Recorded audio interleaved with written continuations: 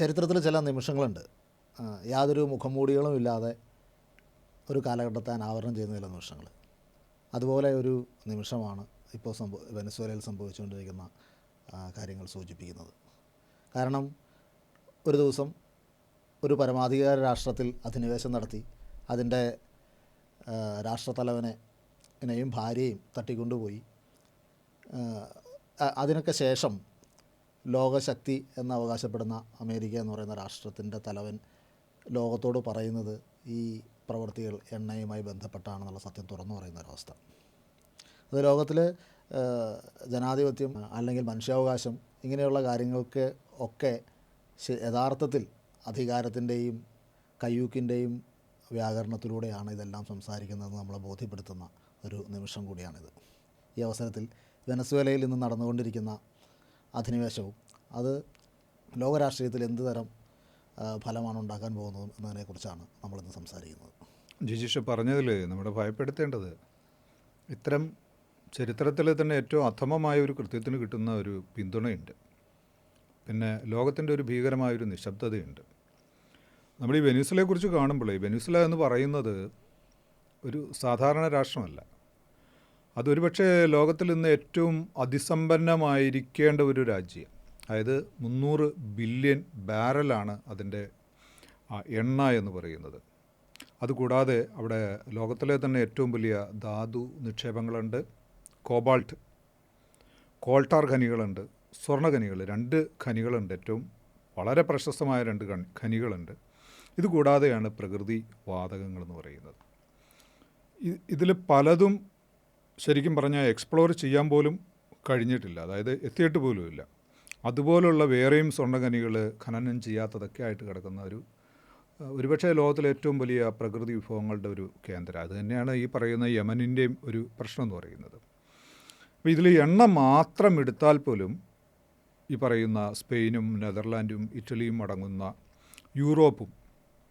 European EU ഗ്രൂപ്പുകളും അമേരിക്കയും 1999 വരെയുള്ള കാലഘട്ടത്തിൽ വെനസ്വേലയെ ഭീകരമായിട്ട് എക്സ്പ്ലോയിറ്റ് ചെയ്ത് ഒരു അടിമരാജ്യം എന്നുള്ള നിലയിലാണ് വെനസ്വേലയെ കണ്ടുകൊണ്ടിരുന്നത്, അങ്ങനെയാണ് ഉപയോഗിച്ചു കൊണ്ടിരുന്നത്. ഇതിന് വളരെ ഡ്രാസ്റ്റിക് ആയിട്ടുള്ള ഒരു ചേഞ്ച്, ഒരു വിപ്ലവം വരുന്നത് 99 ഹ്യൂഗോ ഷാവസിൻ്റെ വരവോട് കൂടിയിട്ടാണ്. അവിടെയാണ് കാര്യങ്ങൾ മാറുന്നത്. ഇത് ലോകത്ത് ഉണ്ടായിട്ടുള്ള ഒരു മാറ്റം, ഒരു ജിയോ പൊളിറ്റിക്സിലൊരു വലിയ മാറ്റത്തിന് യൂറോപ്പിലും ഈ പറയുന്ന അമേരിക്കൻ തീരദേശ രാജ്യങ്ങളിൽ, പനാമ അടക്കമുള്ള രാജ്യങ്ങളിൽ എല്ലാത്തിലും വരുത്തിയൊരു മാറ്റമുണ്ട്. ഇവർ ചെയ്ത പ്രശ്നം എന്ന് പറയുന്നത്, ഹ്യൂഗോ ഷാവേസിന് ശേഷം 2013 മഡൂറോയാണ് അധികാരത്തിൽ വരുന്നത്. മഡൂറോ ചെയ്തത് ഇതിൻ്റെ ദേശസൽക്കരണമാണ്, എണ്ണയുടെ. അപ്പോൾ ഹ്യൂഗോ ഷാവസ് തന്നെ ഒരു പ്രശ്നമായിരുന്നു. മഡൂറോയുടെ ദേശസൽക്കരണമാണ് യഥാർത്ഥത്തിൽ ഈ പ്രശ്നങ്ങളെ ഇപ്പറയുന്ന ഒരു കാലുഷ്യത്തിലേക്ക് മാറ്റുന്നത്. അപ്പോൾ എനിക്ക് തോന്നുന്നു ജിജീഷ് കുറച്ചുകൂടി പോയിൻ്റ് ഔട്ട് ചെയ്യേണ്ട ചില കാര്യങ്ങൾ,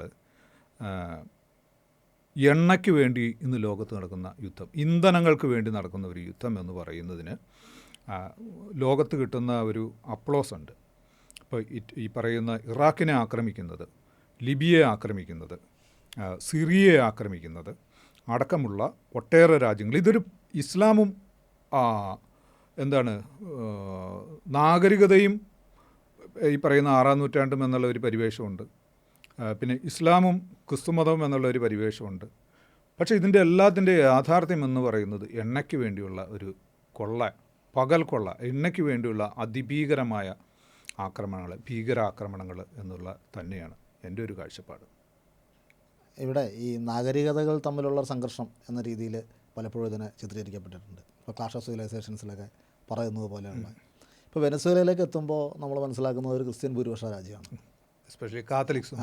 അപ്പോൾ ഈ പറയുന്ന നാഗരികതകൾ തമ്മിലുള്ള സംഘർഷമാണെന്നുള്ള വാദമൊക്കെ അവിടെ പൊളിഞ്ഞു. യഥാർത്ഥത്തിൽ ഇതിൻ്റെ പിന്നിലുള്ളത് ഈ പറയുന്ന എണ്ണയുടെയും കോർപ്പറേറ്റ് താല്പര്യങ്ങളുടെയും സമ്മർദ്ദം തന്നെയാണെന്നും, അതുകൂടാതെ ഈ അമേരിക്കൻ കറൻസിക്ക് ഉണ്ടായിട്ടുള്ള ഒരു പ്രശ്നമുണ്ടല്ലോ, ഡോളർ സമ്പദ് വ്യവസ്ഥയെ പിടിച്ചു നിർത്തുന്നതിന് വേണ്ടിയിട്ട് അമേരിക്ക എന്തും ചെയ്യും എന്ന് വീണ്ടും തെളിയിക്കുന്ന ഒരു സംഗതി കൂടിയാണിത്. ഇപ്പോൾ എണ്ണ വ്യാപാരം ഏകദേശം പൂർണ്ണമായും ഡോളറിൽ തന്നെ തുടർന്നുകൊണ്ടിരുന്ന ഒരു സംഗതി പതുക്കെ മറ്റു നാണയങ്ങളിലേക്ക് മാറിയ ഒരു സാഹചര്യമുണ്ട്. ഇപ്പോൾ വെനസ്വേലയുടെ ഏറ്റവും വലിയ കസ്റ്റമർ എന്ന് പറയുന്നത്, വെനസ്വേലൻ ഓയിലിൻ്റെ ഏറ്റവും വലിയ കസ്റ്റമർ എന്ന് പറയുന്നത് ചൈനയാണ്. അപ്പോൾ യുവാനിൽ അവർ വ്യാപാരം ആരംഭിക്കാൻ തുടങ്ങി.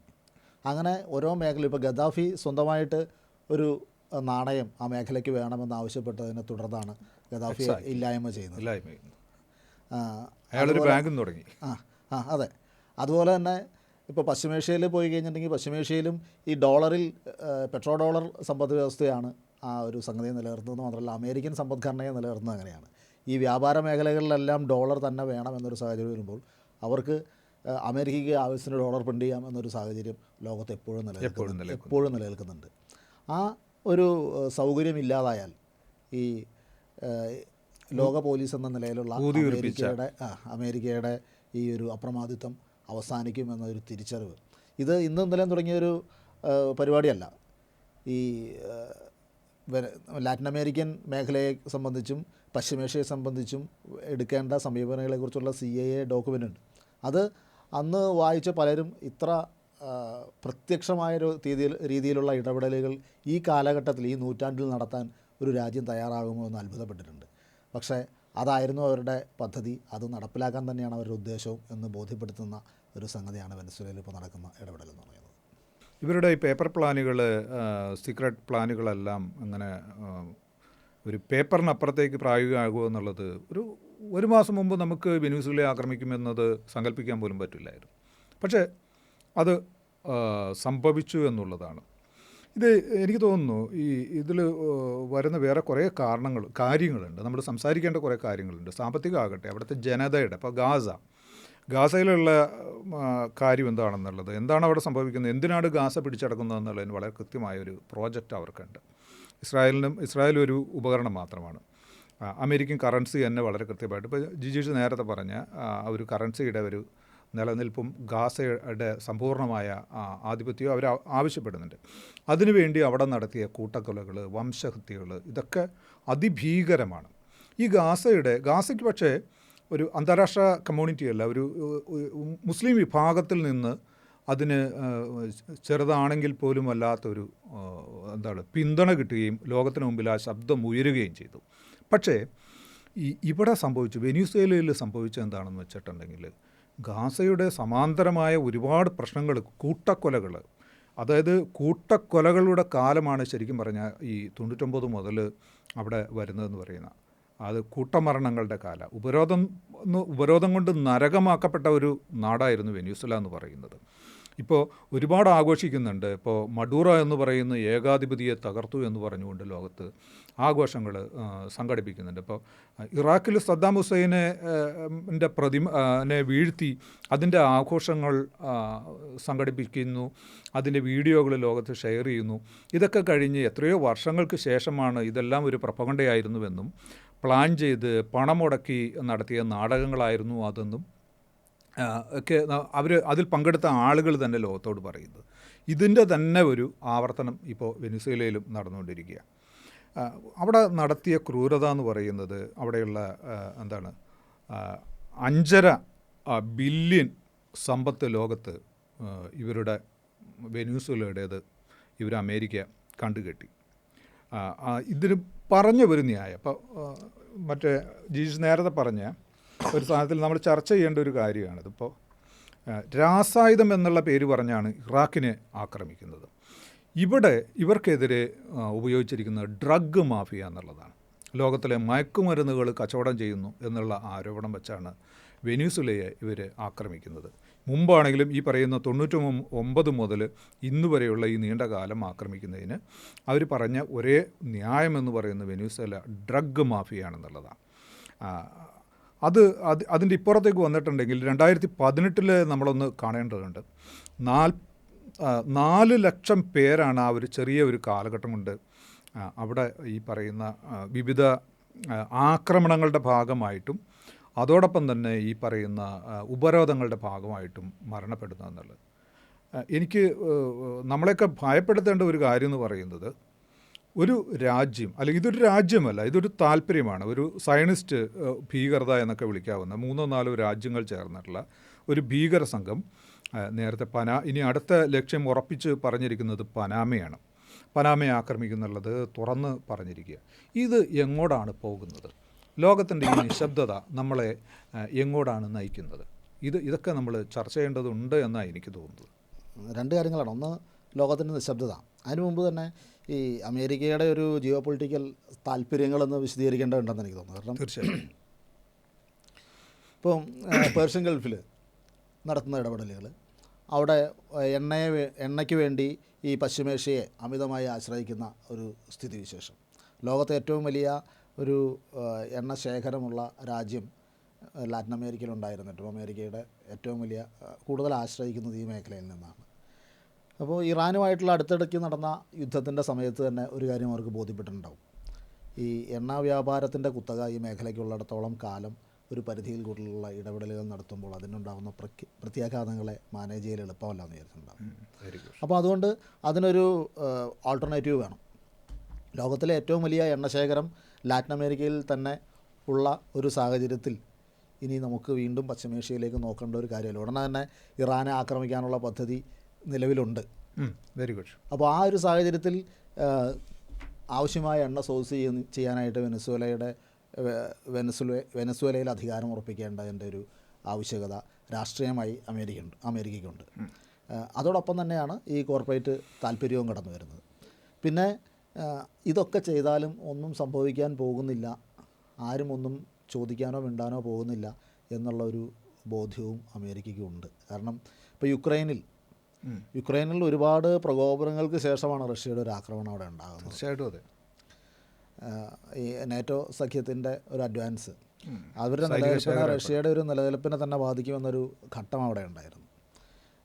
ആ ഒരു അവസ്ഥയിൽ പോലും ലോകത്തിലെ മാധ്യമങ്ങളും മറ്റ് ലോകരാഷ്ട്രങ്ങളും അന്താരാഷ്ട്ര സംഘടനകളുമെല്ലാം ഈ ആക്രമണത്തെ ശക്തമായ ഭാഷയിൽ അപലപിക്കുകയും ഇത് അന്താരാഷ്ട്ര നിയമങ്ങൾക്ക് വിരുദ്ധമായ ഒരു പ്രവൃത്തിയാണ്, പുടിൻ ഒരു ഏകാധിപതിയാണ്, അങ്ങനെയുള്ള വലിയ നരേറ്റീവുകൾ നമ്മൾ ഈ മാധ്യമങ്ങളിലൂടെ എല്ലാം സ്ഥിരം വായിച്ചുകൊണ്ടിരിക്കുന്ന ഒരു സന്ദർഭം ഉണ്ടായിരുന്നു. ഇപ്പോൾ അമേരിക്ക നടത്തിയ അധിനിവേശത്തിനെതിരെ അങ്ങനെയൊരു പ്രതിഷേധം, അങ്ങനെയൊരു പ്രസ്താവന പോലും ഏതെങ്കിലും പ്രധാനപ്പെട്ട ലോകരാജ്യങ്ങൾ നൽകിയിട്ടുണ്ടോ? റഷ്യ പോലും നൽകിയിട്ടുണ്ടോ എന്നുള്ളതാണ്. റഷ്യയുണ്ട്, ചൈനയുണ്ട്, ഇവർക്ക് പോലും നൽകാൻ കഴിയാത്ത തരത്തിലാണ് ഈ ലോകത്തിൻ്റെ അവസ്ഥ ഇരിക്കുന്നത്. തരത്തിൽ ഇപ്പോൾ UN ചാർട്ടറിൻ്റെ നോക്കി കഴിഞ്ഞിട്ടുണ്ടെങ്കിൽ അതിൻ്റെ പ്രധാനപ്പെട്ട ഒരു കാര്യം ഒരു സർവാധികാരമുള്ള, ഒരു പരമാധികാരമുള്ള ഒരു രാഷ്ട്രത്തിന് മേലുള്ള അധിനിവേശം നടത്താൻ പാടില്ല എന്നുള്ളതാണ്. ഫോഴ്സ് ഉപയോഗിക്കാൻ പാടില്ല എന്നുള്ളതാണ്. ഇനി അഥവാ ഫോഴ്സ് ഉപയോഗിക്കണമെങ്കിൽ അത് എന്തായിരിക്കണം? നമ്മളെ ആക്രമിച്ചിട്ടുണ്ടെങ്കിലായിരിക്കണം. വെനസ്വേല ഒരു കാരണവശാലും അമേരിക്കയെ ആക്രമിച്ചിട്ടുള്ള രാജ്യമല്ല. പിന്നെ എന്ത് അന്താരാഷ്ട്ര നിയമ പിൻബലത്തിൻ്റെ അടിസ്ഥാനത്തിലാണ് അമേരിക്ക അവിടെ ആക്രമണം നടത്തിയതെന്ന് ചോദിക്കാൻ ആരുമില്ല. ഇവർ ഉണ്ടാക്കിയെടുക്കുന്ന പ്രിഎംപ്റ്റീവ് സ്ട്രൈക്ക് എന്നും പറഞ്ഞിട്ട് മറ്റ് രാജ്യങ്ങളെ ആക്രമിക്കുന്നൊരു പരിപാടിയുണ്ട്. ഇത് നിയമത്തിലുള്ള സംഗതിയല്ല. സെൽഫ് ഡിഫെൻസ് മാത്രമാണ് അന്താരാഷ്ട്ര നിയമങ്ങളുള്ളൂ. സെൽഫ് ഡിഫെൻസ് മൂലം ഇതിനെ ന്യായീകരിക്കപ്പെടണമെങ്കിൽ, നീതീകരിക്കപ്പെടണമെങ്കിൽ ആ രാജ്യം നമ്മളെ ആക്രമിക്കണം, എങ്കിൽ മാത്രമേ ഉണ്ടാവുള്ളൂ. അപ്പോൾ കൃത്യമായ അന്താരാഷ്ട്ര നിയമങ്ങളുടെ ലംഘനം അവിടെ നടന്നിട്ടുണ്ട്. ഇത് ചൂണ്ടിക്കാണിക്കുന്നതിന് ആരും തയ്യാറാകുന്നില്ല. മാധ്യമങ്ങളിൽ അതൊരു ചർച്ചയാവുന്നില്ല. എപ്പോഴേ ഈ വിഷയമുണ്ടായ ആ നിമിഷം മുതൽ മാധ്യമങ്ങളിലെല്ലാം ഏകാധിപതിയായ മഡൂരോയുടെ ഒരു റെജീമിൻ്റെ പ്രവർത്തികളെക്കുറിച്ചുള്ള ലേഖനങ്ങളും ചർച്ചകളുമാണ് നടന്നു വരുന്നത്. അപ്പം കേരളത്തിൽ പോലും ഇപ്പോൾ ഗാസയ്ക്ക് ഇത്രയധികം ഐക്യദാർഢ്യം പ്രഖ്യാപിക്കുന്ന കേരളം പോലെയുള്ള പ്രദേശങ്ങളിൽ പോലും മഡൂരോയെ ഒരു ഏകാധിപതിയായും വലിയ സ്വന്തം ജനത്തിന് തന്നെ ഭീഷണിയാകുന്ന ഒരു സംഗതിയുമായിട്ടാണ് ഇവിടെ പോലും ചിത്രീകരിച്ചുകൊണ്ടിരിക്കുന്നത്. പലപ്പോഴും എനിക്ക് ഈ ഫേസ്ബുക്കിലൊക്കെ ചിലപ്പോൾ തോന്നിയത്, ഈ പലസ്തീൻ വിഷയത്തിൽ ഐക്യദാർഢ്യം പ്രകടിപ്പിച്ച ചില ഫേസ്ബുക്ക് ഹാൻഡിലുകൾ ഇത് ആഘോഷിക്കുകയാണ്, ഇവിടെ അമേരിക്ക നടത്തിയ ഇടപെടലുകൾ, അങ്ങനെ ചില. അപ്പോൾ നമ്മുടെ കാഴ്ചപ്പാടുകളും ഒരു അന്താരാഷ്ട്ര വിഷയത്തെയായാലും മറ്റ് ലോക്കലായിട്ടുള്ള രാഷ്ട്രീയ വിഷയത്തെയാണെങ്കിലും ചില സങ്കുചിതമായ വീക്ഷണങ്ങളിലൂടെ മാത്രം കാണുന്ന, ആ താല്പര്യങ്ങളുടെ പുറത്ത് വെച്ച് മാത്രം കാണുന്ന ഒരു സമീപനം സാധാരണ മനുഷ്യർക്ക് പോലും ഉണ്ടെങ്കിൽ, ഇപ്പോൾ ലോകരാഷ്ട്രങ്ങളെല്ലാം അന്താരാഷ്ട്ര പൊളിറ്റിക്സിൽ ഈ പറയുന്ന പോലെ റൂൾ ഓഫ് ലോയോ അല്ലെങ്കിൽ ഒരു ലോകക്രമം ഉണ്ടെന്നൊക്കെ ഒരു അവകാശപ്പെടുമ്പോഴും അങ്ങനെ ഒരു ലോകക്രമവും നിലവിലില്ല. റൂൾ ബേസ്ഡ് ആയിട്ടുള്ള യാതൊരു ലോകക്രമവും നിലവിലില്ല. കയ്യൂക്കുള്ളവൻ കാര്യക്കാരൻ എന്ന നിലയിൽ തന്നെയാണ് അന്താരാഷ്ട്ര തലത്തിൽ കാര്യങ്ങളെല്ലാം മുന്നോട്ട് പോകുന്നു. എല്ലായിടങ്ങളിലും അങ്ങനെ. ഇപ്പോൾ യുക്രൈനിലാണെങ്കിലും വെനസ്വേലയിലാണെങ്കിലും പലസ്തീനിലാണെങ്കിലും ഇറാനിലാണെങ്കിലും ലിബിയയിലാണെങ്കിലും സിറിയയിലാണെങ്കിലും എല്ലാം അങ്ങനെയാണ്. ഇത്തരം പ്രവർത്തികളുടെ ഒരു റിസൾട്ട് അവസാനം എന്ന് പറയുന്ന എന്തായിരിക്കും എന്നുള്ളതും നമ്മുടെ മുമ്പിലുണ്ട്. പിന്നെ ഈ പ്രോപ്പഗാൻഡ ആദ്യം പറഞ്ഞതുപോലെ ഇറാഖിൻ്റെ അധിനിവേശ സമയത്ത് ഉണ്ടായിരുന്ന പ്രോപ്പഗാൻഡ ഇത് കഴിഞ്ഞപ്പോൾ നമുക്കത് മനസ്സിലായി. ഇപ്പം UK പ്രൈം മിനിസ്റ്റർക്ക് പോലും അത് ഏറ്റുപറയേണ്ട ഒരു സാഹചര്യം ഉണ്ടായി. പക്ഷേ അതുകൊണ്ട് എന്താണ് അതിൻ്റെ റിസൾട്ട് ഓൾറെഡി വന്നു കഴിഞ്ഞു. ആ പ്രദേശത്തെ ഇല്ലാതാക്കി കഴിഞ്ഞു. ആ പ്രദേശത്തെ ഇല്ലാതാക്കി എന്ന് പറയുമ്പോൾ അതിൻ്റെ അവിടുത്തെ ഈ പെട്രോളിയത്തിൻ്റെ വ്യാപാരം അമേരിക്ക കൈയടക്കാൻ കഴിഞ്ഞു എന്നുള്ളൊരു പ്രധാനപ്പെട്ട കാര്യമാണ്. ലിബിയയിലാണെങ്കിലും സിറിയയിലാണെങ്കിലും അതെ അത് തന്നെയാണ്. സിറിയയിൽ ഒരു ഉപയോഗിച്ചുകൊണ്ട് അവരതാണ് ചെയ്തത്.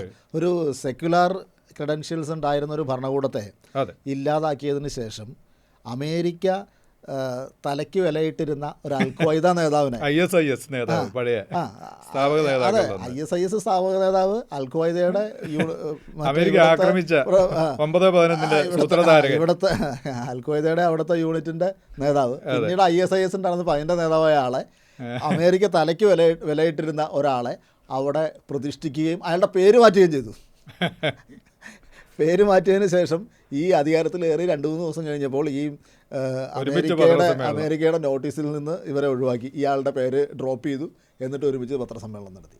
അപ്പോൾ ഇവർ പറയുന്ന പോലെ ജനാധിപത്യം സ്ഥാപിക്കുന്നതിന് വേണ്ടിയിട്ടോ അല്ലെങ്കിൽ മനുഷ്യാവകാശങ്ങൾക്ക് വേണ്ടിയിട്ടോ ഒന്നുമല്ല ഈ സാമ്രാജ്യത്വ ശക്തികൾ ലോകരാജ്യങ്ങളിൽ ഇടപെടുന്നത്. അത് ഇപ്പോൾ മാത്രമല്ല, ചരിത്രത്തിൽ എപ്പോഴും അങ്ങനെ തന്നെയാണ്. ലാറ്റിൻ അമേരിക്കയിൽ പ്രത്യേകിച്ച് എണ്ണമറ്റ ഇടപെടലുകൾ അമേരിക്ക നടത്തിയിട്ടുണ്ട്. ഏറ്റവും പ്രധാനപ്പെട്ട 73 സാൽവദോർ അലൻഡയെ ഇല്ലായ്മ ചെയ്ത ഒരു സംഭവമാണ് ചിലിയിൽ. അത് തിരഞ്ഞെടുക്കപ്പെട്ട ഒരു സോഷ്യലിസ്റ്റ് നേതാവായിരുന്നു. രാജ്യത്തിന് വലിയ മാറ്റങ്ങൾ കൊണ്ടുവരണമെന്ന് ആഗ്രഹിച്ച വലിയ ജനപിന്തുണയുള്ളൊരു നേതാവിനെ ഇല്ലാതാക്കുകയും അവിടെ ജനാധിപത്യം കൊണ്ടുവരാൻ എന്ന് പറഞ്ഞ ഇടപെടലിന് ശേഷം പിനോഷെ എന്ന് പറയുന്ന ലോകങ്ങളിലെ ഏറ്റവും ക്രൂരമായ ഏകാധിപതികളിൽ ഒരാളെ അവിടെ അവരോധിക്കുകയും 17 വർഷത്തിൽ കൂടുതൽ അവിടെ ഏകാധിപത്യത്തിന് കീഴിൽ ജനങ്ങൾക്ക് കഴിയേണ്ടി വരികയും ചെയ്യുന്ന ഒരവസ്ഥയുണ്ടായി. അതെല്ലായിടത്തും അങ്ങനെയാണ്. ഏറ്റവും വലിയ ക്രൂരമായ ഏകാധിപതികളെല്ലാം ഈ പാശ്ചാത്യ സമൂഹം എപ്പോഴും, പാശ്ചാത്യ രാജ്യങ്ങൾ എപ്പോഴും പിന്തുണയ്ക്കുകയും അവരുടെ താല്പര്യങ്ങൾക്ക് വേണ്ടി ഉപയോഗപ്പെടുത്തുകയും അതിനുശേഷം അവിടെ ജനാധിപത്യം അത് അവർക്കെതിരെ തിരിയുന്ന ഒരു ഘട്ടം വരുമ്പോൾ, സദാം ഹുസൈൻ ഉൾപ്പെടെയുള്ള ആളുകൾ ഘട്ടം വരുമ്പോൾ ഇല്ലാക്കുകയും ചെയ്യുന്നൊരു സാഹചര്യമുണ്ട്.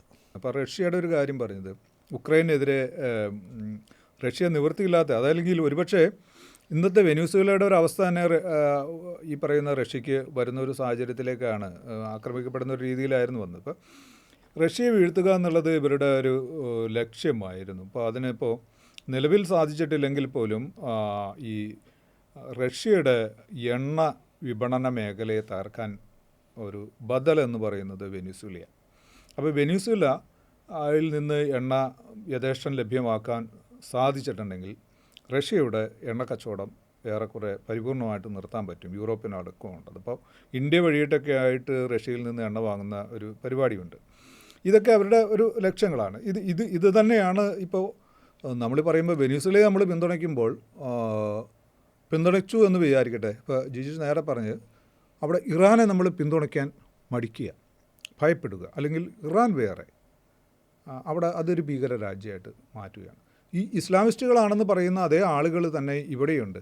ഈ മഡൂറയെ ഒരു ഭീകര അധിപതിയായി, ഇപ്പോൾ നേരത്തെ പറഞ്ഞൊരു വലിയ പോയിൻ്റാണത്. ഫേസ്ബുക്കിലും സാമൂഹ്യ മാധ്യമങ്ങളിലുമൊക്കെ തന്നെ ഗാസയ്ക്ക് വേണ്ടി വിലപിച്ചിരുന്നവർ സെയിം സാഹചര്യങ്ങൾ ഏറെക്കുറെ സമാനമായ കാര്യങ്ങളൊക്കെ തന്നെയാണ് വെനസ്വേലയിലും ഉണ്ടായിക്കൊണ്ടിരുന്നത്. പക്ഷേ വെനസ്വേലയുടെ കാര്യത്തിൽ അവർ നിശബ്ദമാകുന്നു എന്ന് മാത്രമല്ല, മഡൂറ ഏകാധിപതിയാണെന്നും അവിടുത്തെ ഭരണമാറ്റം അനിവാര്യമായിരുന്നെന്നും അതിൽ ആഹ്ലാദകരമായ ഒരു സന്തോഷ പ്രകടനങ്ങളുമാണ്. ഇത് ജസ്റ്റ് നമ്മളൊന്ന് ആലോചിക്കേണ്ടത് ചില കാര്യങ്ങളുണ്ട്. ഈ പറയുന്ന ഈ തൊട്ട് മുമ്പ് ഉണ്ടായ ഇതാണ്, ഒരു 2 വർഷങ്ങൾക്ക് മുമ്പാണ് 20 കപ്പലുകൾ ഒരു പരമാധികാര രാജ്യത്തിൻ്റെ കപ്പലുകളെ ഇവർ ബോംബിട്ട് തകർക്കുന്ന രംഗം എന്ന് പറയുന്നത്.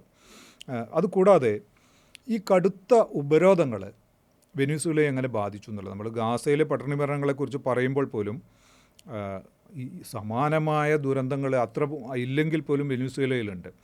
അവിടെ എല്ലാ തരത്തിലുള്ള മരുന്നുകൾ ഇതേവരെയായിട്ട് നിരോധിക്കപ്പെട്ടിരിക്കുകയായിരുന്നു. സകല വിധത്തിലുള്ള സാമ്പത്തിക ക്രയവിക്രയങ്ങളും വിദേശ രാജ്യങ്ങളുമായിട്ടുള്ള സാമ്പത്തിക ഉപരോധങ്ങൾ അവരുടെ മേലിൽ അടിച്ചേൽപ്പിച്ചിട്ടുണ്ടായിരുന്നു. ഇൻസുലിനും ഡയാലിസിസ് മരുന്നുകൾ, ക്യാൻസർ മരുന്നുകൾ അതിൽ ഇപ്പോൾ ഇൻസുലിനും ഡയാലിസിസ് മരുന്നുകളും മാത്രം നിരോധിച്ചതിൻ്റെ ഭാഗമായിട്ട് അവിടെ ഇതുവരെയായിട്ടുള്ള ഔദ്യോഗിക റിപ്പോർട്ട് എന്ന് പറയുന്നത് 3 ലക്ഷം ആളുകൾ അവിടെ ഈ ചെറിയൊരു കാലഘട്ടത്തിൽ, അതായത് മഡൂറോയുടെ കാലഘട്ടത്തിൽ മാത്രം കൊല്ലപ്പെട്ടിട്ടുണ്ട്.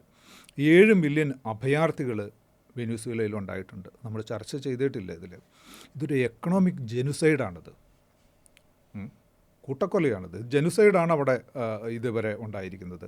2025 സൈനിക ഭീകരാക്രമണങ്ങൾ, എത്രയോ ആളുകൾ ഒരു പരമാധികാര ജനാധിപത്യ റിപ്പബ്ലിക്കിന് മുകളിൽ ബോംബിട്ടുകൊണ്ട്, അവിടെ ജനവാസ കേന്ദ്രങ്ങൾക്ക് മേൽ ബോംബിട്ടുകൊണ്ട് എത്ര ആയിരക്കണക്കിന് ആളുകളെയാണ് കൊന്നത്. നമ്മൾ മറ്റൊന്ന്, ഇവിടുത്തെ സ്വർണ്ണഖനികൾ, ഇപ്പോൾ നമ്മൾ ഓയിൽ പറയുമ്പോൾ പോലും ഓയിൽ പോലെ തന്നെ അന്താരാഷ്ട്ര മാർക്കറ്റിൽ വില കൂടിക്കൊണ്ടിരിക്കുന്ന ഒരു അതുപോലെ വളരെ ഇമ്പോർട്ടൻ്റ് ആയിട്ടുള്ള സാധനമാണ് സ്വർണം എന്ന് പറയുന്നതിന് വേണ്ടിയുള്ള ഒരു അന്വേഷണം കൂടെയുണ്ട്. അപ്പോൾ നമ്മൾ ഈ കഴിഞ്ഞ 2025 കാരക്കാസ് സ്വർണ്ണഖനി ലോകത്തിലെ തന്നെ ആദ്യത്തെ 3 ഖനികളിലൊന്നാണ്. അതിൽ 2025 ബോംബിട്ട് 1000-ലേറെ ആളുകളാണ് അവർ കൊന്നത്. എന്ത് ന്യായമുണ്ട് അവിടുത്തെ തൊഴിലാളികൾ? അതായത് ആ രാജ്യത്തിൻ്റെ ഈ പറയുന്ന സസ്റ്റെയിൻ ചെയ്യാനുള്ള ഒരു ഇത് മാത്രമല്ല ഇല്ലാതാക്കുന്നത്, മനുഷ്യരെ കൊല്ലുകയാണ് ചെയ്തത്. ഇതിൽ വേറെ ചെറിയ കാര്യങ്ങൾ, ഈ ഖനി മാനദണ്ഡങ്ങൾ, ഇപ്പോൾ സ്വർണം മാത്രമല്ല, ഇതര ഇലുമിനിയം ആണെങ്കിലും മറ്റേ കോബാൾട്ട് അടക്കമുള്ള ഖനനങ്ങൾക്ക് ഈ മഡൂറോ ഏർപ്പെടുത്തിയ ചില മാനദണ്ഡങ്ങളുണ്ട്. യഥേഷ്ടം പാശ്ചാത്യർക്ക് ആ രാജ്യത്ത് നിന്ന് കട്ടുകൊണ്ടുപോകാവുന്ന ഒരു സാഹചര്യം ഈ മഡൂറോ ഇല്ലാതാക്കി എന്ന് പറയാം, അല്ലെങ്കിൽ നിബന്ധനകൾ ഏർപ്പെടുത്തി എന്നുള്ള ഒരു വലിയ കാര്യമുണ്ട്. അപ്പോൾ ഇതൊക്കെ തന്നെയാണ് അവിടെ സംഭവിച്ചിരിക്കുന്നത്. 2025 1 ലക്ഷം ആളുകൾ അവിടെ കൊല്ലപ്പെട്ടിട്ടുണ്ട്. നമ്മൾ ചർച്ച ചെയ്തില്ല എന്നുള്ളതിന് കാരണമെന്ന് പറയുന്നത് അവിടെ വളരെ ലോകത്തെ ഇത്തരം ആക്രമണങ്ങൾക്ക് മേലുള്ള ഒരു ഭീകരമായൊരു നിശബ്ദത നമ്മൾ ചർച്ച ചെയ്യുന്നുണ്ട്. കാരണം മനുഷ്യർ ചേരി തിരിഞ്ഞ് എതിർഭാഗത്തെ ആളുകൾ കൊല്ലപ്പെടുമ്പോൾ നിശബ്ദരാവുകയോ സന്തോഷിക്കുകയോ ചെയ്യുന്ന തരത്തിലേക്ക് മാറുന്നുണ്ടെന്നുള്ള, അല്ലെങ്കിൽ തങ്ങളുടേതായ ആളുകൾ, ഇപ്പോൾ ലോകത്ത് ഒരു ക്രിസ്ത്യൻ ഭൂരിപക്ഷം ഒരു ലോകമാണെന്ന് പറയുമ്പോൾ പോലും അമേരിക്ക ആക്രമിക്കുമ്പോൾ അവിടെ നിന്നുണ്ടാകുന്ന ഒരു നിശബ്ദതയും ഭീകരം തന്നെയാണ്. ആ ഒരു മേഖല അത് നമ്മൾ ചർച്ച ചെയ്യേണ്ട ഒരു കാര്യമാണ്. അപ്പോൾ ഈ ഇമ്പീരിയൽ ലൂട്ടിങ് പോലെ ഇതൊരു ജെനുസൈഡാണ് എന്ന് നമ്മൾ, ഇക്കണോമിക് ജെനുസൈഡാണ് വെനസ്വേലയിൽ നടന്നത് എന്നുള്ളത് നമ്മൾ ലോകത്തോട് പറയേണ്ട ഒരു കാലമാണ്. ഗാസയിൽ നടന്ന ഈ പറയുന്ന ജെനുസൈഡ് പോലെ തന്നെ ഒരു ഇക്കണോമിക് ജെനുസൈഡ് ആ ലോകത്ത് നടന്നു കഴിഞ്ഞു. അവരതിൽ വിജയിക്കുകയും ചെയ്തു. അതെ, ഇതാണ് സ്ഥിരമായി ചെയ്തുകൊണ്ടിരിക്കുന്ന ഒരു പരിപാടി. ഇത് തന്നെയാണ് ഇപ്പോൾ നമ്മൾ പറയണമെന്ന് പറയുമ്പോൾ ഇപ്പോൾ ആംനസ്റ്റി ഇൻ്റർനാഷണലിൻ്റെ അല്ലെങ്കിൽ ഐക്യരാഷ്ട്രസഭയുടെ തന്നെ നിരവധി റിപ്പോർട്ടുകളുണ്ട്. ഈ ഏർപ്പെടുത്തിയിട്ടുള്ള ഉപരോധങ്ങൾ ഉണ്ടാകുന്ന വലിയ ഒരു ഹ്യൂമൻ കാഷ്വാലിറ്റി എന്താണെന്ന് പറയുന്ന നിരവധി റിപ്പോർട്ടുകളുണ്ട്. ഇത് മറ്റേതെങ്കിലുമൊക്കെ ഒരു രാജ്യത്ത്, ഇപ്പോൾ റഷ്യ പോലെ അല്ലെങ്കിൽ ചൈനയെ പോലെ ഇവർക്ക് താല്പര്യമില്ലാത്ത ആളുകളാണ് ചെയ്തതെങ്കിൽ ഇതൊക്കെ വലിയ ചർച്ചയാവുകയും മാധ്യമങ്ങളിലൊക്കെ വലിയ ഹെഡ്ലൈൻസ് വരികയും ഒക്കെ വലിയ പ്രതിഷേധങ്ങളും ഒക്കെ ഉണ്ടാവുകയും ചെയ്യുമായിരുന്നു. പക്ഷേ അമേരിക്ക ചെയ്യുമ്പോൾ ഇതൊന്നും സംഭവിക്കുന്നില്ല എന്ന് പറയുന്നൊരു കാര്യമുണ്ട്. ഇത് ഈ നറേറ്റീവിനെയൊക്കെ കൺട്രോൾ ചെയ്യുന്നു. ഇപ്പോൾ ഒരു ഉദാഹരണം നോക്കിയാൽ, ഇത്തവണ നൊബേൽ പീസ് പ്രൈസ്, സമാധാനത്തിനുള്ള നൊബേൽ സമ്മാനം ലഭിച്ചത് ആർക്കാണെന്നുള്ളതാണ്. സ്വന്തം രാജ്യത്ത് വെനസ്വേലയിൽ അമേരിക്ക സൈനിക ഇടപെടൽ നടത്തി ഒരു ഭരണമാറ്റം കൊണ്ടുവരണം എന്ന് പറയുന്ന വ്യക്തിക്കാണ് ഇത്തവണ നൊബേൽ സമ്മാനം കൊടുത്തത്. അപ്പോൾ നമ്മൾ ഒരു ദിവസം രാവിലെ ഉറങ്ങി എഴുന്നേറ്റപ്പോൾ ട്രംപിനുണ്ടായ ഒരു തോന്നലിൻ്റെ പുറത്ത് നടന്ന ഒരു ആക്രമണമൊന്നുമല്ല. ഇതിന് വേണ്ടിയിട്ടുള്ള ഒരു നരേറ്റീവ് ബിൽഡിങ്, ഒരു പ്രോപ്പഗാൻഡ വർക്ക് വളരെ കാലം മുമ്പേ തുടങ്ങുകയും ഈ അവിടുത്തെ അമേരിക്കൻ അധിനിവേശത്തെ പിന്തുണയ്ക്കുകയും അധികാരമാറ്റം വേണമെന്ന് ആവശ്യപ്പെടുകയും ചെയ്യുന്ന വെനസ്വേലയിലെ വിലക്കെടുക്കാവുന്ന രാഷ്ട്രീയ നേതാക്കൾക്ക് ഒരു ക്രെഡിബിലിറ്റി ഉണ്ടാക്കുന്നതിന് വേണ്ടിയിട്ടുള്ള ശ്രമങ്ങൾ വളരെ കാലമായി നടന്നുകൊണ്ടിരിക്കുകയാണ്. അവർക്ക് നൊബേൽ സമ്മാനം വരെ ലഭ്യമാകുന്ന സാഹചര്യം ഉണ്ടായതിനു ശേഷമാണ്. അപ്പോൾ നമ്മൾ ഓർക്കണം, ഈ ഇപ്പോഴാണ് മനസ്സിലാവുന്നത് പറയുമ്പോഴാണ് ഞാൻ പോലും ആലോചിക്കുന്നത്.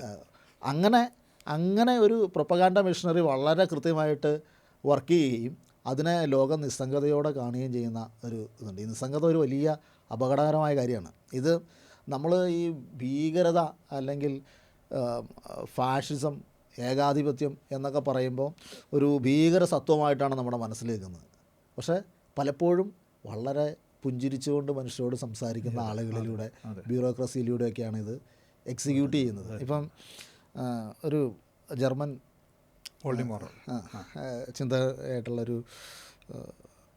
ഹന്ന അറേൻഡിൻ്റെ ഒരു പുസ്തകമുണ്ട്, ബിനാലിറ്റി ഓഫ് ഇവിൾ എന്നാണ് പറഞ്ഞൊരു പുസ്തകമുണ്ട്. അതെന്താ വെച്ചിട്ടുണ്ടെങ്കിൽ ഈ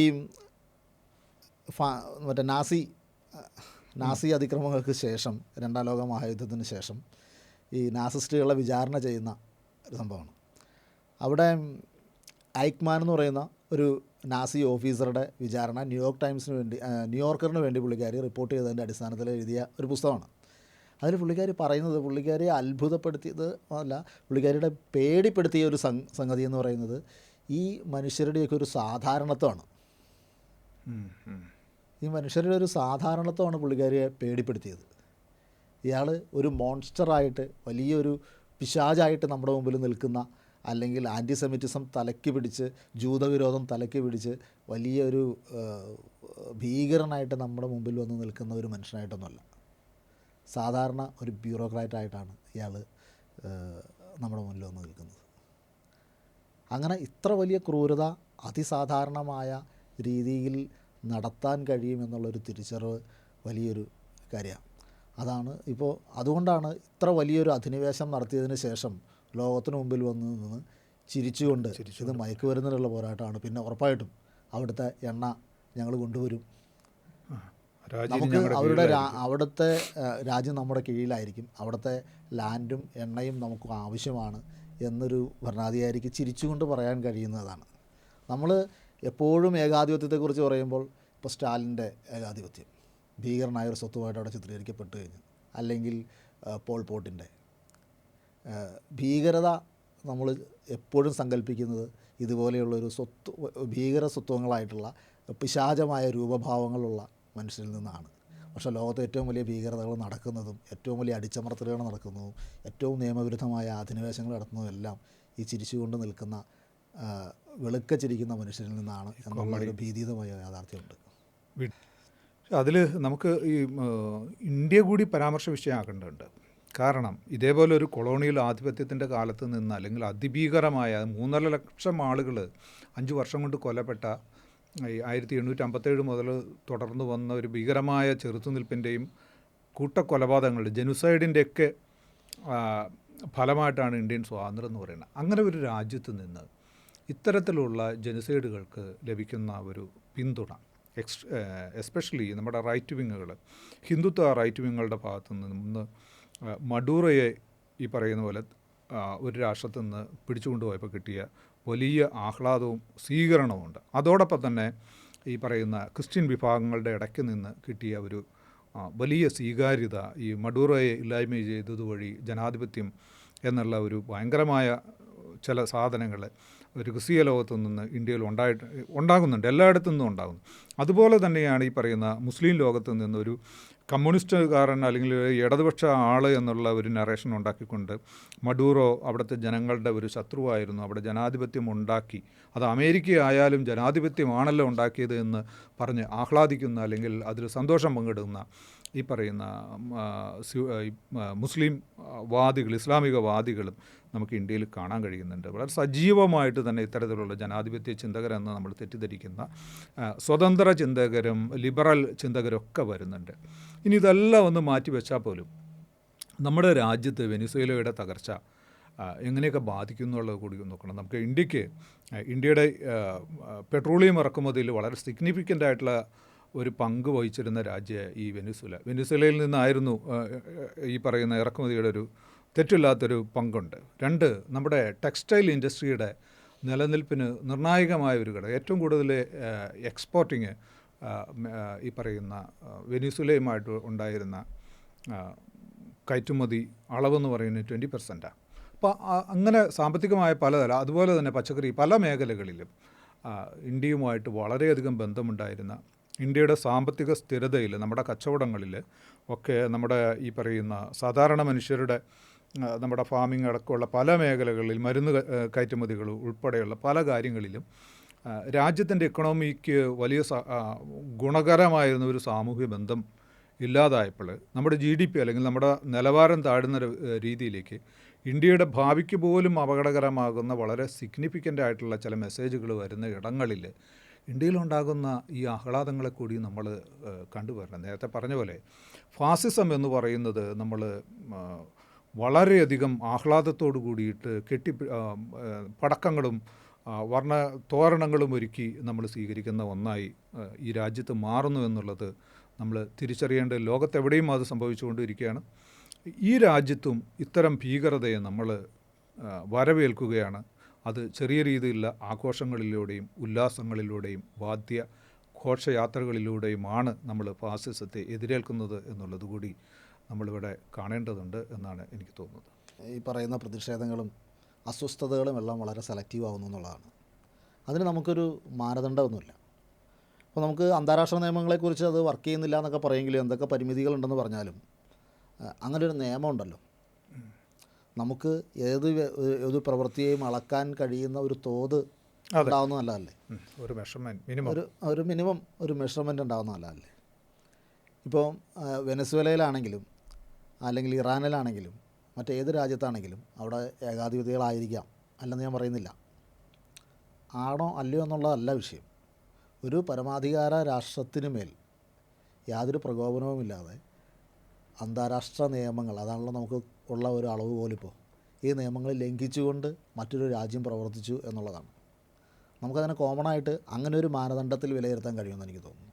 ഇപ്പോൾ മഡൂറോയുടെ പോളിസികളോട് വിയോജിപ്പുള്ളവരുണ്ടാകും, സോഷ്യലിസം ഇഷ്ടമല്ലാത്തവരുണ്ടാകാം, അല്ലെങ്കിൽ പലസ്തീനിലെ മുസ്ലിം വിഭാഗങ്ങളോട് വെറുപ്പുള്ളവരുണ്ടാകാം. പക്ഷെ അതിനൊക്കെ അപ്പുറം അന്താരാഷ്ട്ര നിയമങ്ങളുടെ ലംഘനം അവിടെ നടന്നിട്ടുണ്ട് എന്നുള്ള ഒരു യാഥാർത്ഥ്യം കാണാൻ നമുക്ക് എന്തുകൊണ്ട് കഴിയുന്നില്ല എന്നുള്ളതാണ്. നമ്മൾ ഓരോ പ്രവൃത്തിയെയും ഒരു മേഖലയെയും അളക്കേണ്ടത് അതാത് മേഖലകളിലെ മാനദണ്ഡങ്ങൾ വെച്ചിട്ടാണല്ലോ. അപ്പോൾ അന്താരാഷ്ട്ര ബന്ധങ്ങൾ നമ്മൾ അളക്കേണ്ടത് അന്താരാഷ്ട്ര നിയമങ്ങൾ വെച്ചിട്ടായിരിക്കണം. അതിൻ്റെ ഒരു ലംഘനം നടന്നു എന്ന് നമുക്ക് പറയുന്നതിന് മറ്റ് കാര്യങ്ങൾ യഥാർത്ഥത്തിൽ മറ്റ് കാര്യങ്ങൾ നമ്മൾ ചിന്തിക്കേണ്ട ആവശ്യമില്ല. പക്ഷേ നമ്മുടെ പ്രതികരണങ്ങളെല്ലാം മറ്റ് കാര്യങ്ങളുടെ അടിസ്ഥാനത്തിലുള്ളതാണെന്നുള്ളതാണ്. ഇനി ഈ പ്രതികരണം നടത്തുന്നവരെല്ലാം പറയുന്നത് അവിടെ ജനാധിപത്യം കൊണ്ടുവരാനാണെന്നാണല്ലോ. അവിടെ കൊണ്ടുവരാൻ പോകുന്നത് ജനാധിപത്യമാണോ എന്ന് നമുക്കറിയാം. ഇതിപ്പോൾ വെനസ്വേല ആദ്യത്തെ രാജ്യമൊന്നുമല്ലല്ലോ. അമേരിക്ക ജനാധിപത്യം വിതരണം ചെയ്ത ഒരുപാട് രാജ്യങ്ങളുണ്ട്. ഇപ്പോൾ എനിക്ക് തോന്നുന്നു ഒരു 1800 മുതൽ അമേരിക്ക ഈ പരിപാടി തുടങ്ങിയതാണ്. ഒരുപാട് രാജ്യങ്ങളിൽ ഇങ്ങനെ ജനാധിപത്യം വിതരണം ചെയ്ത് അവസാനം ഇപ്പോൾ സിറിയയിൽ വരെ എത്തി നിൽക്കുകയാണ്. ഈ വിതരണം ചെയ്ത രാജ്യങ്ങളിലെല്ലാം ഇപ്പോൾ ജനാധിപത്യം ഉണ്ടോയെന്നുള്ളതാണ്. ഇറാഖിൽ ജനാധിപത്യം കൊണ്ടുവരാൻ വേണ്ടിയിട്ട് സദാം ഹുസൈനെ ഇല്ലായ്മ ചെയ്തു. ഇപ്പോൾ അവിടെ എന്താണ് അവസ്ഥ? അല്ലെങ്കിൽ ലിബിയയിൽ എന്താണ് അവസ്ഥ? സിറിയയിൽ എന്താണ് അവസ്ഥ? അതിനു മുമ്പ് അഫ്ഗാനിസ്ഥാനിൽ ജനാധിപത്യം കൊണ്ടുവന്നു. അവിടെ ഇപ്പോൾ എന്താണ് അവസ്ഥ? ഇറാനിലും ജനാധിപത്യം ഒരു കാലത്ത് കൊണ്ടുവന്ന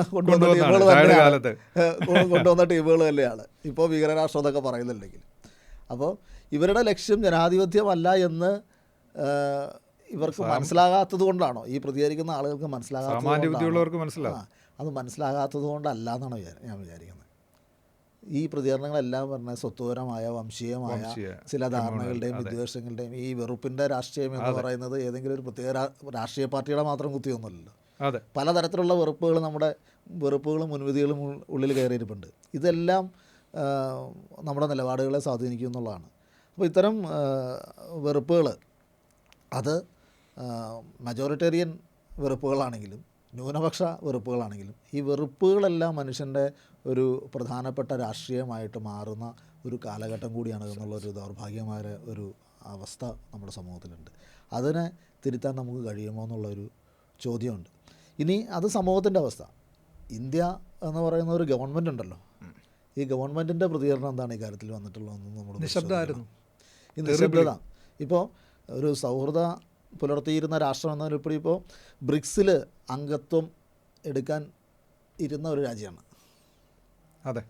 അപ്പോൾ മൂന്നാം ലോക ഈ ഗ്ലോബൽ സൗത്ത് എന്ന് പറയുന്ന രാജ്യങ്ങളുടെ വലിയൊരു ഐക്യദാർഢ്യം, വലിയൊരു കൂട്ടായ്മ ഉണ്ടാക്കിക്കൊണ്ട് ഈ ഏകധ്രുവ ലോകത്തിൽ ഒരു സ്ഥാനം കണ്ടെത്താൻ ശ്രമിച്ചുകൊണ്ടിരിക്കുന്ന ഒരു സമയത്താണ് അതിനെയെല്ലാം തുരങ്കം വയ്ക്കുന്ന നടപടികളുമായിട്ട് സമാജത്വം മുന്നോട്ട് പോകുമ്പോൾ അതിനൊപ്പം നമ്മുടെ രാജ്യവും നിൽക്കുന്നു എന്നുള്ളൊരു ദുഃഖകരമായ ഒരവസ്ഥയുണ്ട്. അതെന്തുകൊണ്ടായിരിക്കും എന്ന് നമ്മൾ ഒന്ന് ആലോചിക്കുന്നത് നല്ലതാണ്. കാരണം ഈ ജനാധിപത്യം ഏത് രാജ്യത്തും എപ്പോൾ വേണമെങ്കിലും വിതരണം ചെയ്യാമല്ലോ. ഇത് ശരിക്കും ഈ പറയുന്ന പനാമ ഇതുപോലെ തന്നെയാണ്. ഇതുപോലെ തന്നെയായിരുന്നു ഇറാഖ്. ഒരു പ്രശ്നവുമില്ല. ഒന്നും വേണ്ട. ഗദ്ദാഫിയുടെ ലിബിയ എന്ന് പറയുന്ന രാജ്യം ഏറ്റവും മികച്ച ഈ പറയുന്ന റേഷനിങ് സംവിധാനങ്ങളും പൊതുവിതരണ സംവിധാനങ്ങളൊക്കെ ഉണ്ടായിരുന്ന ഒരു സാധാരണ ഒരു പ്രദേശമാണ്. ഇതുമാത്രം ഇന്ത്യക്കാർ അവിടെ പോയി ജോലി ചെയ്തുകൊണ്ടിരുന്നതാണ്. ഒരു സുപ്രഭാതത്തിൽ ഇത് ഇല്ലാതാക്കി എന്നുള്ളതാണ്. ഈ ജനാധിപത്യം അവിടെ വിതരണം ചെയ്തു എന്നുള്ളത്. അമേരിക്ക അല്ലെങ്കിൽ ഈ പറയുന്ന ഇവർ ഈ സഖ്യം എന്ന് പറയുന്നത് ഇപ്പോൾ അടുത്ത ടാർഗറ്റ് ചെയ്യുന്ന ഒരു രാജ്യം എന്ന് പറയുന്നത് ഒരു സംശയം വേണ്ട ഇന്ത്യയാണ്. ഇന്ത്യ ആക്രമിക്കാൻ വേണ്ടിയിട്ടാണ് ലോകത്തിൻ്റെ ചരിത്രത്തിൽ വളരെ നിർണായകമായ ഒരു കാലമാണ്. ഇന്ത്യ ആക്രമിക്കാൻ വേണ്ടിയിട്ടാണ് ഈ അമേരിക്കോ വെസ്പുജി ആണെങ്കിലും കൊളംബസ് ആണെങ്കിലും ഈ പറയുന്ന ആളുകളൊക്കെ തന്നെ ലോകത്തിൻ്റെ പല ഭാഗങ്ങളിലേക്കൊക്കെ പോയത്. കാരണം അതുപോലെ ഒരു വലിയ മാർക്കറ്റാണ് ഇവിടുത്തെ റോ മെറ്റീരിയൽ, ധാതു ലവണങ്ങളെല്ലാം തന്നെ. വരുന്ന കാലത്ത് ഇപ്പോൾ നമ്മൾ അടിമപ്പണിയാണ് ചെയ്യുന്നത്. ഇവിടെ ഭരിക്കുന്നവരെല്ലാം തന്നെ ഈ പറയുന്ന ഇവരെല്ലാം തൃപ്തിപ്പെടുത്തിയും ഇതൊക്കെ തന്നെ. പക്ഷേ ഇത് മതിയാകാതെ വരുന്ന ഒരു കാലമുണ്ട്. സദ്ദാം ഹുസൈൻ ആയിക്കോട്ടെ, ഇപ്പോൾ ലിബിയൻ ഗദ്ദാഫി ആയിക്കോട്ടെ, ഈ പറയുന്ന ഇവർ ഈ ആക്രമിച്ച ആളുകളെല്ലാം തന്നെ ഒരു കാലത്ത് ഇവരുടെ പാദസേവരൊക്കെ ആയിരുന്ന ആളുകളാണ്. പക്ഷേ അത് പോരാ എന്ന് തോന്നിയ സാഹചര്യത്തിലാണ് ഈ പറയുന്ന ഈ ജനാധിപത്യ വിതരണം അവർ കൊണ്ടുവരുന്നത്. ഇന്ത്യയിലും ഈ ജനാധിപത്യം അത് അത്ര ബുദ്ധിമുട്ടുള്ള കാര്യമല്ലാന്ന് എനിക്ക് തോന്നുന്നത്. കാരണം എന്താ വെച്ചാൽ ഒരു രാജ്യത്തെ നമ്മൾ ഒരു ഡീമണായിട്ട് അങ്ങ് പ്രഖ്യാപിക്കുകയാണല്ലോ. അതിന് ഒരുപാട് ഈ പ്രൊപ്പഗാണ്ടയ്ക്ക് സഹായിക്കുന്ന ഒരുപാട് വിവരങ്ങളുണ്ടെന്ന് വെച്ചിട്ടുണ്ടെങ്കിൽ അത് നമ്മുടെ കുഴപ്പം കൊണ്ടാവാം. ഇപ്പോൾ ജനാധിപത്യ രാഷ്ട്രങ്ങളുടെ ഇപ്പോൾ അന്താരാഷ്ട്ര സൂചകങ്ങൾ, പ്രധാനപ്പെട്ട ഡെമോക്രാറ്റിക് റാങ്കിങ്സ് പരിശോധിച്ചാൽ ഇന്ത്യ ഒരു ജനാധിപത്യ രാജ്യമല്ല. ആദ്യം ഇലക്ട്രൽ ഡെമോക്രസി ആയിരുന്നു. ഫുൾ വർക്കിംഗ് ഡെമോക്രസി ഉണ്ട്, ഇലക്ട്രൽ ഡെമോക്രസി ഉണ്ട്, പിന്നെ ഇലക്ട്രൽ ഓട്ടോക്രസി ഉണ്ട്. ഇപ്പോൾ ഇലക്ട്രൽ ഡെമോക്രസി ആയിട്ട് നിലനിന്നിരുന്ന ഒരു രാജ്യം ഇപ്പോൾ ഇലക്ട്രൽ ഓട്ടോക്രസിയിലേക്ക് മാറി. ജനാധിപത്യമേ ഇല്ല എന്ന് പറയുന്ന റാങ്കിങ്ങുകളുണ്ട്. ഇപ്പോൾ അമേരിക്കയുടെ തന്നെ പല റിപ്പോർട്ടുകളുണ്ട്. റിലീജിയസ് ഫ്രീഡം സംബന്ധിച്ച റിപ്പോർട്ടുകളിൽ ഏറ്റവും മോശം രാജ്യങ്ങൾക്കൊപ്പമാണ് ഇന്ത്യയെ ഉൾപ്പെടുത്തിയിട്ടുള്ളത്. അപ്പോൾ ഒരു ആവശ്യം വന്നാൽ പെട്ടെന്ന് ഡീമണൈസ് ചെയ്യാൻ പറ്റുന്ന കാര്യങ്ങളൊക്കെ ഇപ്പോഴേ കയ്യിൽ സ്റ്റോക്ക് ഉണ്ടെന്നുള്ളതാണ്. അപ്പോൾ അങ്ങനെയുള്ള സാധ്യതകൾ നിലനിൽക്കുന്നു എന്നൊരു ബോധ്യവും ചിലപ്പോൾ ഭരണാധികാരികൾക്ക് ഉണ്ടാവാം. അവിടെയാണ് നമ്മൾ കാണുന്നത് ഇതിൻ്റെ ഈ ഗ്ലോബൽ പൊളിറ്റിക്സിലെ, ഈ ജിയോ പൊളിറ്റിക്സിലെ ഈ മാറ്റങ്ങളുടെ എല്ലാത്തിൻ്റെ ഇരകൾ എന്ന് പറയുന്നത് ഇവിടുത്തെ അതിസമ്പന്നരോ കോർപ്പറേറ്റുകളോ അല്ല, ഇവിടുത്തെ സാധാരണ മനുഷ്യരാണ്. ഇപ്പോൾ ഈ പറയുന്ന ഈ കഴിഞ്ഞ 2025 ശേഷം ഈ പറയുന്ന ആർക്കോ മിനറോ ഖനിയിൽ ബോംബ് ഉൾപ്പെടെയുള്ള ഈ ആക്രമണങ്ങൾ, നാവികാക്രമണങ്ങളിലും സൈനികാക്രമണമൊക്കെ കൊല്ലപ്പെട്ട 6 ലക്ഷം ആളുകൾ സിവിലിയൻസാണ്. ലോകത്തെവിടെയും പശ്ചിമേഷ്യയിൽ തന്നെ കൊല്ലപ്പെട്ടത് അവിടുത്തെ ജനസംഖ്യയുടെ ഏതാണ്ട് 20% ആളുകളെ എലിമിനേറ്റ് ചെയ്തു. കൊല്ലപ്പെട്ടത് സിവിലിയൻസാണ്. അപ്പോൾ ഈ ജനാധിപത്യത്തെ പുനഃസ്ഥാപിക്കുന്നതിന് വേണ്ടിയുള്ള ഇവരുടെ ഈ പ്രൊപ്പഗണ്ടകളിൽ കൊല്ലപ്പെടുന്നത് സിവിലിയൻസാണ്. ഇന്ത്യയിലാണെങ്കിലും നേതാക്കന്മാരല്ല കൊല്ലപ്പെട്ടത്. നമുക്ക് കുറച്ച് പേരെ പറയാൻ പറ്റുള്ളൂ. സ്വാതന്ത്ര്യ സമരത്തിൻ്റെ ചരിത്രം ഒരുപാട് കാലമൊന്നും ആയിട്ടില്ല. ഈ സാധാരണ മനുഷ്യരാണ്. ഒരു പട്ടിണി, നമ്മൾ പറയുന്ന പോലെ ഇക്കണോമിക് ജെനോസൈഡ് നമ്മൾ അനുഭവിച്ചതാണ്. ബ്രിട്ടീഷ് ഭരണകാലത്ത് അനുഭവിച്ച എത്ര കോടി മനുഷ്യരാണ് നമ്മൾ കൽക്കത്ത അടക്കം ഇന്ത്യയിൽ കൊല്ലപ്പെട്ടതെന്ന് നമ്മൾ മനസ്സിലാക്കണം. അത് ഇന്ത്യയിലും സംഭവിക്കാം.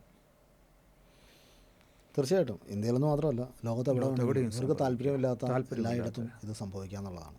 ചുറ്റുമുണ്ടാകുന്നത് ഈ കൊളാറ്ററൽ ഡാമേജ് എന്ന് പറയുന്നത് സാധാരണ മനുഷ്യരാണ്. ഈ സാധാരണ മനുഷ്യരുടെ ശബ്ദങ്ങളെ ഒരു ആവശ്യമില്ലാത്ത, അവഗണിക്കാവുന്ന ഒരു ബാക്ക്ഗ്രൗണ്ട് നോയ്സായിട്ട് മാത്രമാണ് കാണുള്ളൂ. അപ്പോൾ ഇവരൊന്നും ചരിത്രത്തിലുണ്ടാവില്ല, ചിത്രത്തിലുണ്ടാവില്ല. ഇവരുടെ ശബ്ദങ്ങളൊന്നും ആരും കേൾക്കുന്നുമുണ്ടാവില്ല, കാണുന്നുമുണ്ടാവില്ല. ആരും ഇവരെക്കുറിച്ച് വറീഡല്ല. ജിജീഷ് പറഞ്ഞ പോലെ കൊളാറ്ററൽ ഡാമേജുകളായി മാത്രം കണക്കാക്കുന്ന ഒരു ലോകത്താണ് നമ്മളുടെ മുമ്പിൽ. നമ്മുടെ ലോകം നഷ്ടപ്പെടുകയാണ്, മനുഷ്യത്വം നഷ്ടപ്പെടുകയാണ്. തീർച്ചയായിട്ടും പുതിയ ദിശാസൂചനകൾ ഉണ്ടായേ പറ്റൂ. ജനാധിപത്യം മാനവികത, മതേതരത്വം, ഇത് മതേതരത്വത്തെക്കാൾ കൂടുതൽ മാനവികത ഭൂമിയുടെ ഒരു വികാരമായിട്ട്, മനുഷ്യരാശിയുടെ വികാരമായിട്ട് മാറേണ്ട ഒരു കാലത്തിലാണ് നമ്മൾ നിൽക്കുന്നത്. നന്ദി.